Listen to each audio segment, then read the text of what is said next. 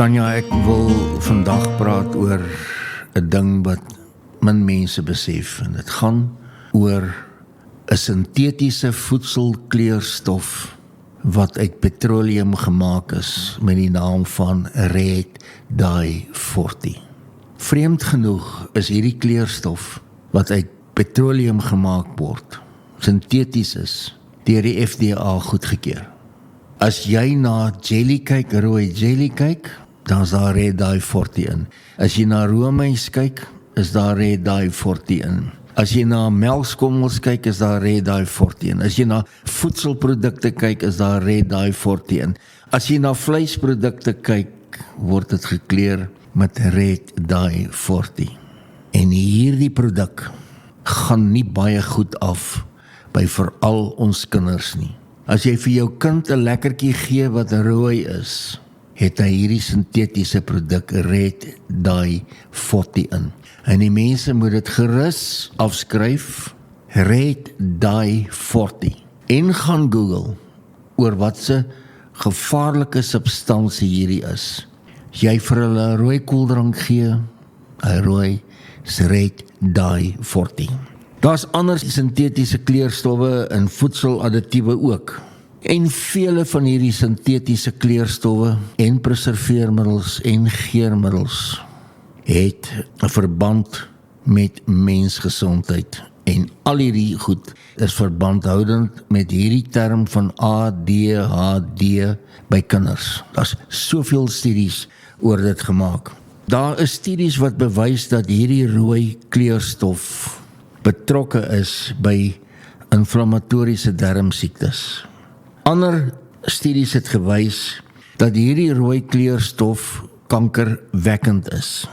As ek iemand sien wat vir sy kind rooi koeldrank of 'n rooi lekker of 'n rooi roomys gee of 'n rooi melkskommel, dan sak my hart in my skoene, want jy het geen idee wat jy aan jou kind se gesondheid en sy darmgesondheid doen nie. Hierdie rooi kleurstof kom ook in vele suiwelprodukte. En natuurlik sal die FDA sê, maar dit is veilig vir meeste mense. Wat van die mense vir wie dit nie veilig is nie? Wat van die kinders vir wie dit nie veilig is nie? Hierdie rooi kleurstof word aktief verbind met migraine by vele mense. Dit is een van die 9 gesertifiseerde kleurstowwe wat die FDA nou goedgekeur het om te gebruik as 'n kleurstof in voedsel, terwyl daar 'n horde baie goeie wetenskaplike studies is wat bewys dat hierdie produk is 'n baie gevaarlike produk. Alhoewel hulle sou wou sê dat hierdie produk veilig is, hierdie produk is alles behalwe veilig. As jy 'n ding nie kan sien groei nie, of groot word nie, dan moet jy hom nie eet nie. Dis dit. As jy hom nie kan sien groei nie, moet jy 'n produk nie eet nie. En as jy vir jou kinders lief is, gaan jy nie vir hulle 'n produk gee wat nie 'n natuurlike oorsprong het nie. Ek wil noem dat hierdie ding die oorsaak van vele allergieë. Mense sal inkom wat sê ek het sinus. Hierdie produk, hierdie Red Dye wat jy in alle kossoorte kry, wat jy in roomys en in yoghurt en in suiwelprodukte kry, in melkskommels kry, lekkers kry, en jellies kry, is 'n gedragveranderende produk. En dit het 'n negatiewe effek op kinders. Ek wil vra dat mense my nie glo nie. Ek wil vra dat hulle self moet gaan ondersoek instel om te sien wat se horrifiserende effek het hierdie rooi kleurstof wat hulle goedgekeur het op kinders se gedrag, gemoedstoestand en op hulle spysverteringsstelsel. En selfs die FDA erken dat meeste kinders moontlik nadelige effekte kan hê van hierdie rooi kleurstof. En hy is in vele goed betrokke. En moet asseblief nie die soet gebak van die dames onderskat of agterweë laat waar hulle hierdie kleurstof in gebruik om goeders te verfraai en mooi te maak nie. En almal weet dat 'n rooi ding lyk lekker om te eet. Maar asseblief. En een van die mees gevaarlikste produkte waar dit gebruik word, is wanneer hierdie red dye, in energiedrankies gebruik word, wat mense so by die hope inneem, vir welke rede. Daai ding verongeluk jou breinfunksies. Die liggaam weet nie wat om met daai ding te doen nie. Ek wil opsom deur hierdie ding. Hierdie red dye in kort is werklike gesondheidsrisiko. Dis 'n gesondheidsrisiko vir kinders, vir hulle gesondheid, vir hulle spysverteringsstelsel, vir hulle gemoed, vir hulle breine. En moenie hierdie goed vir jou kind gee nie. En hy kom in al wat 'n onskuldige produk is, kom hy voor.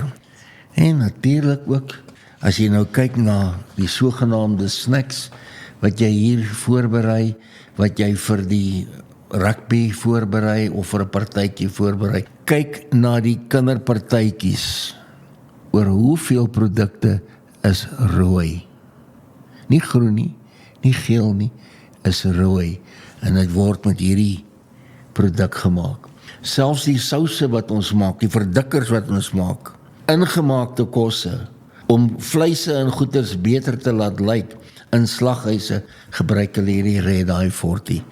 In dwelms gebruik hulle ook hierdie voedsel. Dit is nie net in kosse wat dit gebruik nie, dit is ook in dwelms wat hulle hierdie goed gebruik.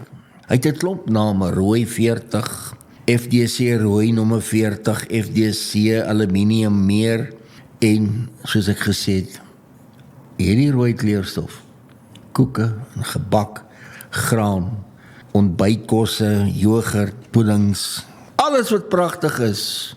Hierdie rooi suigies vir die kindertjies, wat hulle in die somer so gebruik, sportdrankies, energiedrankies, ook in proteïenpoeiers wat die liggaamsbouers gebruik, en wat die siek mense gebruik. En dan natuurlik in skyfies, en ook in peselkosse.